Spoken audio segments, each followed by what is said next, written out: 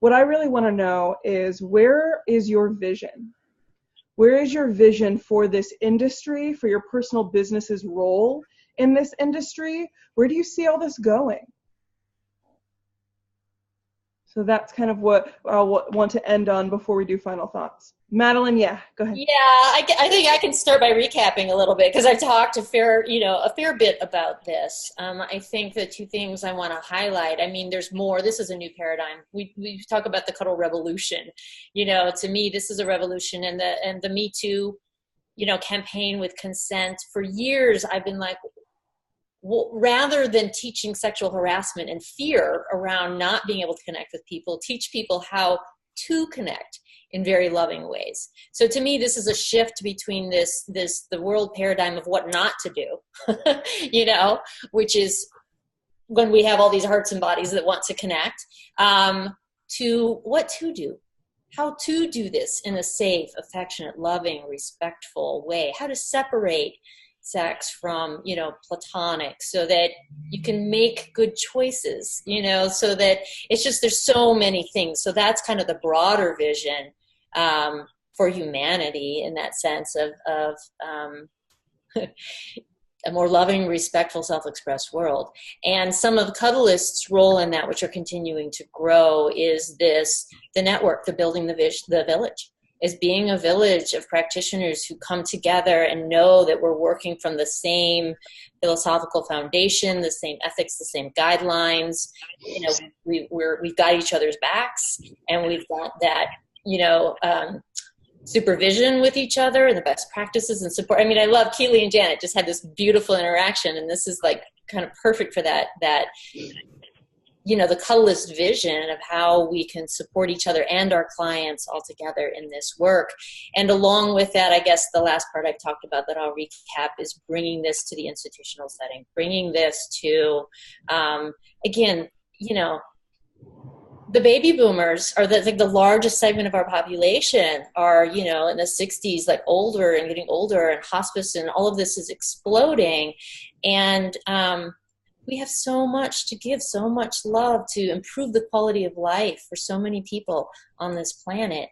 So bringing it into PTSD and the trauma that we're realizing, so much of us, I mean, we all have our personal stories, and Samantha said it so well, like the trauma that she grew up with. We all grew up with trauma, in this world, and we're all holding that. So bringing that to more and more people who can feel safe with it. I can go on. I love it. Go ahead, Janet. I'll piggyback on Madeline. So I'm all about creating trust, right? So when you were talking about institutions, that's kind of the idea as well, is making so that people in our communities, all our different cities, trust us, and they have clarity around what we do, as well as the medical community. I live in a very strong military city here, and so for them to be able to trust us and to know that what this is, and again, being able to provide those services, as well as I think the other thing that I love to see this industry grow into is accepting people as whole people with all the different dimensions of who they are, and that we have practitioners that are really able to meet people where they're at. And it may be that they're really concerned about their erection. I mean, whatever the hell that is, like whatever it is, or they're really concerned about their sweating, or, like the things that are human, and that we as practitioners can hold space for whatever they show up with, and they can be vulnerable and they can be scared, and that we can listen to that and honor it, and then find ways in which, how do we meet that person with what we're providing as well as who they are. So I think that's where I want to see us go, is having those spaces where people can be who they are. Thank you. I want to piggyback off of that. The world that I see is, I actually think I have the clients in mind. It is one where there's no stigma around our emotional needs for vulnerability, our needs to be seen and heard, and our needs for touch.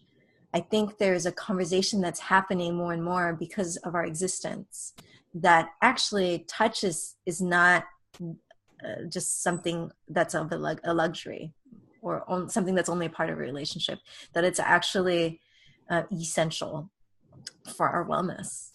So I think that's where we're all sort of headed here, is that this becomes, and I think, Madeline, this is something you said, that cuddling becomes a legitimate healing modality.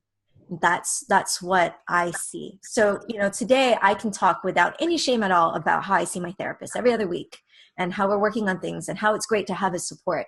And, I still had stigma and shame going into therapy in the first place.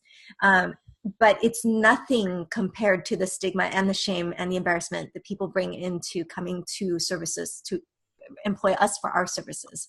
So my vision, as we are legitimizing this work with this professional conference, with the corporatization of touch, of retail spaces where this can happen, things like that, that it becomes accessible and it becomes a part. It's just a need that you can get support around, even that if that includes exchange of money, that's not a big deal anymore.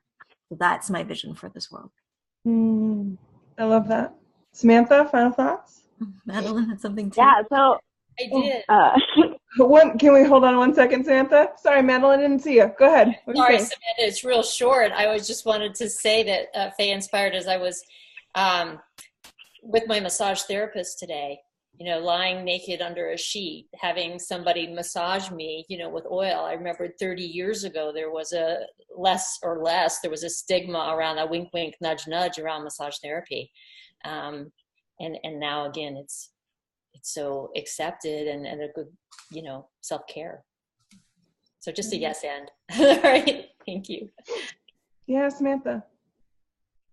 So I guess for me, the thing that I've really come to terms with is that it's not about training the practitioners to accept the clients as not being predators. It's about getting every individual to empower themselves to understand and acknowledge where they're actually at, so that they can decide for their individual selves what makes sense for them and whether or not they want to move forward or stay where they're at, what their world is about. I want to empower people to have their own boundaries, to be able to have direct communication around what those things are, and to not have shame and guilt and all of these things built up around our vulnerabilities.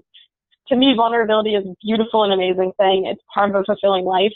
And I want to be a part of encouraging and providing space for people to learn how to have those really awkward conversations and to create a space where we can approach each other from a place of trust rather than fear. I love that.